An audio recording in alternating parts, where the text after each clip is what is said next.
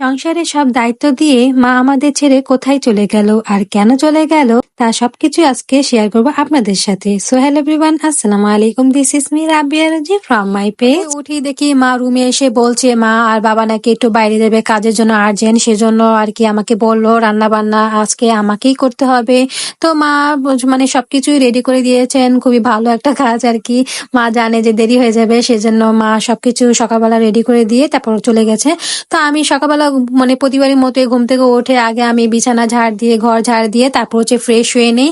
তারপর হচ্ছে আমি মানে যে খাওয়া দাওয়া থাকলে খাওয়া দাওয়া করি। যেহেতু আমার খাওয়া দাওয়া কোনো ঝামেলা নাই, সেজন্য আমি আগে ফ্রেশ হয়ে তারপর একটা লিপ বাম লাগিয়ে সোজা চলে গেলাম রান্নাঘরে।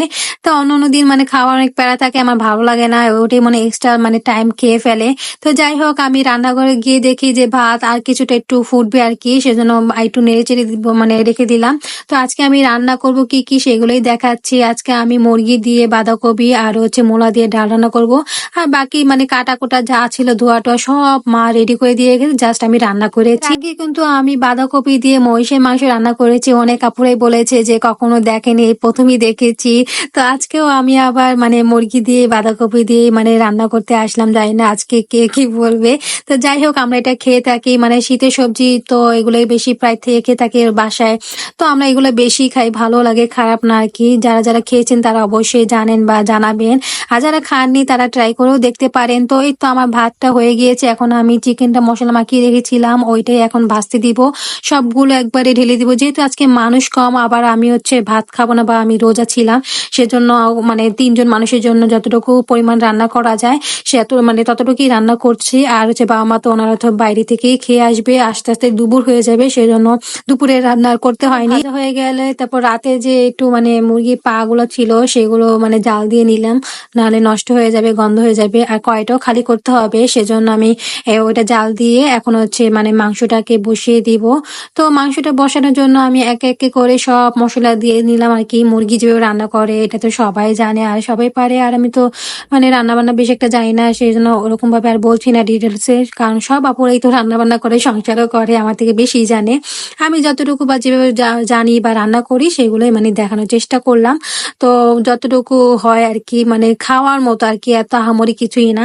তো যেহেতু আমি মুরগিগুলো চিকেন মানে আগে ভেজে নিয়েছি, সেজন্য বাঁধাকপিটা আগেই বসিয়ে দিলাম।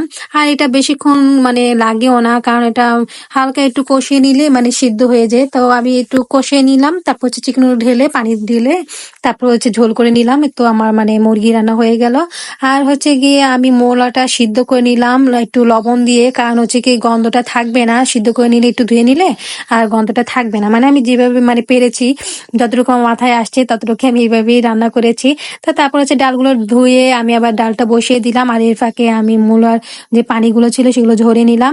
তারপর হচ্ছে গিয়ে ডালটা সিদ্ধ হওয়ার পর ঘুটে দিয়ে তারপর হচ্ছে মূলাগুলো ঢেলে লবণ হলুদ পরিমাণ মতো যা যা লাগে, মরিচ ধনিয়া সব কিছু দিয়ে আমি যে বলক উঠিয়ে নিলাম। এখন হচ্ছে গিয়ে ডালগুলো হয়ে গেলে আমি একটু বাগার দিয়ে নিলাম। তারপরে তো আমার রান্না দুপুরে শেষ হয়ে গেল। আর বাকিটুকু তো কিছু দেখানো হয়নি, যেহেতু আমি আজকে খাইনি, সেজন্য খাওয়ার ভিডিও কিছু দেখাইনি। তারপর হচ্ছে মা আবার বিকেল দিকে চলে আসলো, অনেক তাড়াতাড়ি আসলো, আমাদের জন্য অনেক ভালো লাগলো। মা আবার বাসা না থাকে কিছুই ভালো লাগে না। তারপর হচ্ছে মা আবার পুরো সংসারই তো তার, তাই না, মানে হুট করে মানে রেখে গেলে কেমন লাগে, যতই কাজ করে মানে ভালো লাগে না। তো যাই হোক মা আসছে, আমার খুবই ভালো লাগলো আর কি। তো মা এসে আবার দেখি পিঠা বানানোর জন্য রেডি হয়ে গেল।